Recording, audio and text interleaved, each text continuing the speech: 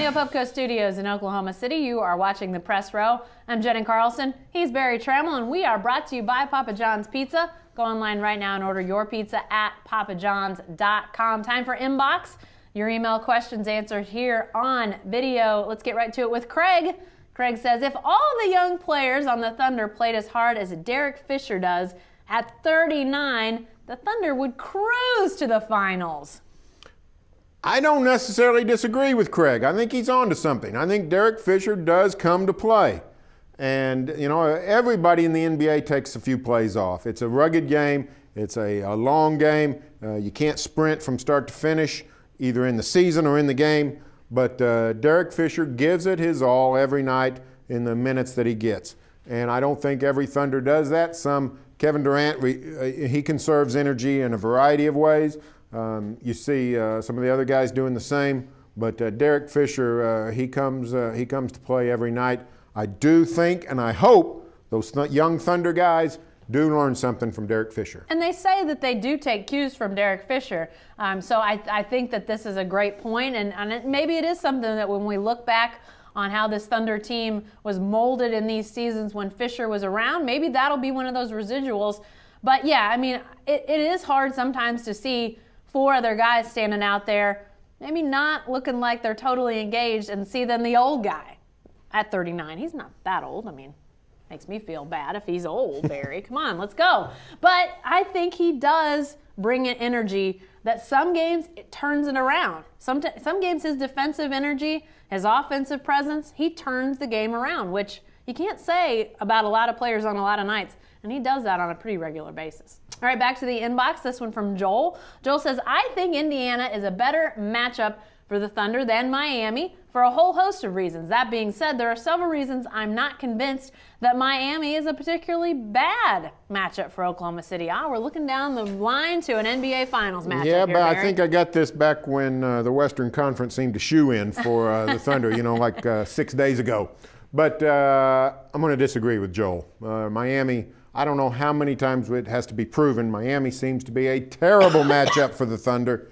From the small ball that renders Perkins useless to the LeBron impossible matchup, makes Durant cover LeBron, just really detracts from the Thunder way.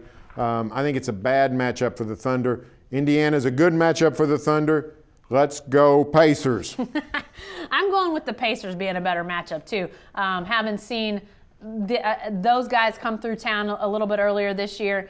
Obviously it's a challenge when you've got an individual player as good as Paul George. It's a challenge when you've got a big man like Roy Hibbert. But I think they're more like Western Conference teams than the Heat are. I mean, the Heat are just kind of an anomaly because they play small. They don't apologize for it. They just do it, and they go out and beat most people. So I think that Pacers matchup, and especially the fact that that's a team that doesn't have finals level experience. The Heat knows how to win if they're playing in June. The Pacers, they don't have guys that know how to win when it comes down to it. So I think you got to hope the Pacers are there if the Thunder gets there. Back to the inbox, this one from Kent. Kent says, it's almost time to panic on the Thunder. We've gone from finals to panic. Another blown lead in the fourth quarter. Yeah, some struggles right now for this team. I don't understand this panic philosophy. Let's say that the house is on fire. Let's say that the Thunder foundation is crumbling. There's still no reason to panic. Panic does you no good. I do think it is time for a concern. Maybe that's what Kent meant. They played poorly for 10 games, really. In the last 10 games, they played one really solid game. That was at Portland. Thunder went out there and won a few days before the All-Star break. But outside of that, even in victory, they've struggled. Come home after the All-Star break, 3 straight home losses. Very, very disappointing. The Thunder over the last 5 years has had periodic slumps like this. They've always snapped out of it fairly quickly. The key is don't extend the slump. Don't make the 5-5 slump 10-10. Don't make it 12-14. Get out of that slump.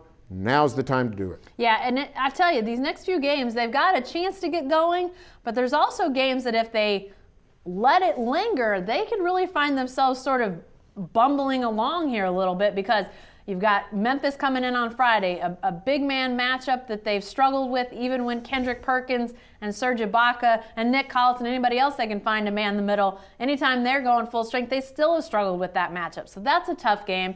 You've got the Suns on the schedule next week. You've got some games that if you're not careful, they can kind of continue this up and downness.